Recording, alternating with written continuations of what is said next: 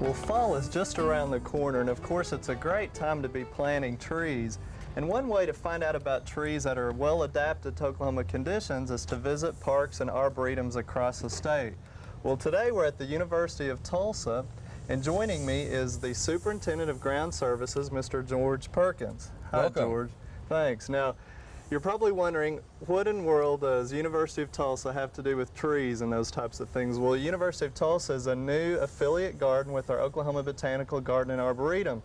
And George, why don't you tell us what kind of tie-ins you think that the University of Tulsa has with establishing an arboretum?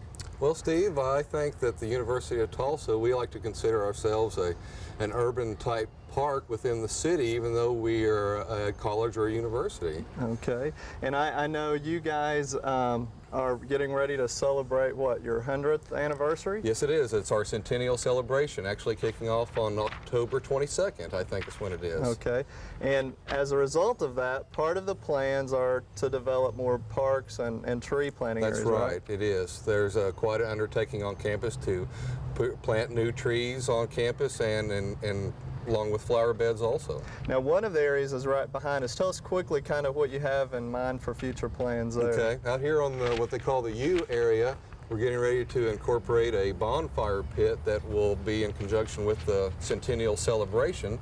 And there's going to be an extensive tree planting and upgrade of irrigation and just some, other things like that to boost the centennial celebration.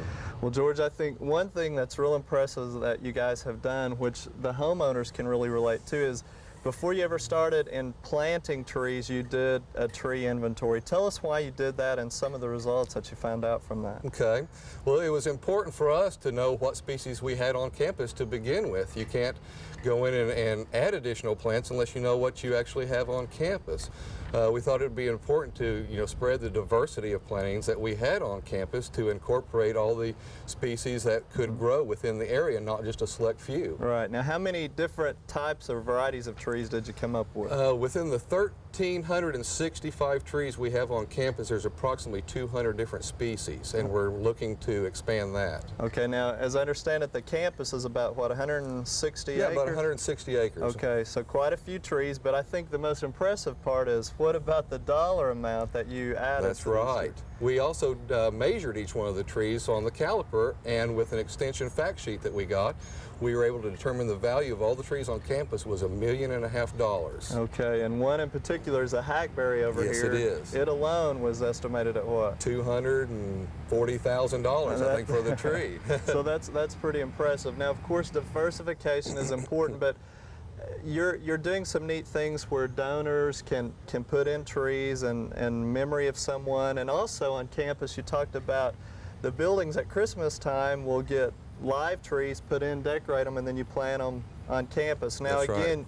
There are certain trees that you want to put in, right? That's right. We try to keep with the diversity system going here. So we give the people a selection of trees or plants that we would like to see planted on campus, and then let them, do the picking on what they want and how much money they want to spend, and then we'll go select a tree for them and plant it and take care of it. And let's talk about the importance of diversity. I mean, it's a good example is probably Dutch Elm Disease. Exactly, I think so. And that's, of course, if you put the same kind of tree in a location, chances are if an insect or disease problems comes by, it can wipe them all out. But you do the diversification for wildlife too, right? That's right. Tell us about that.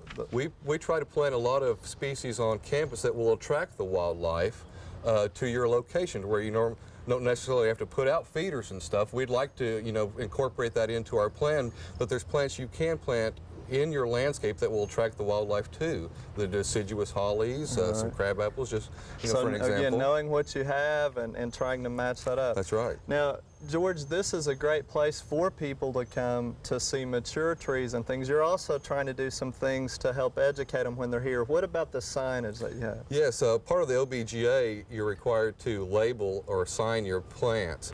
And what we've started here in the U is placing a label on each one of the trees that tells its common name, the Latin name, and gives a general reference as to where it is on campus. few years down the road, we hope to have a kiosk that will have a map and actually label each one of the trees.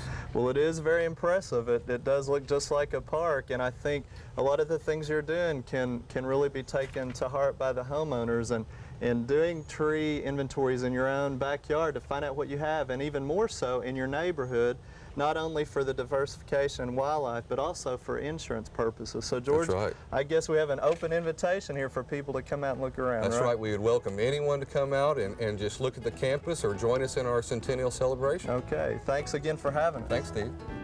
We hope you've enjoyed this classic from the Oklahoma Gardening Vault.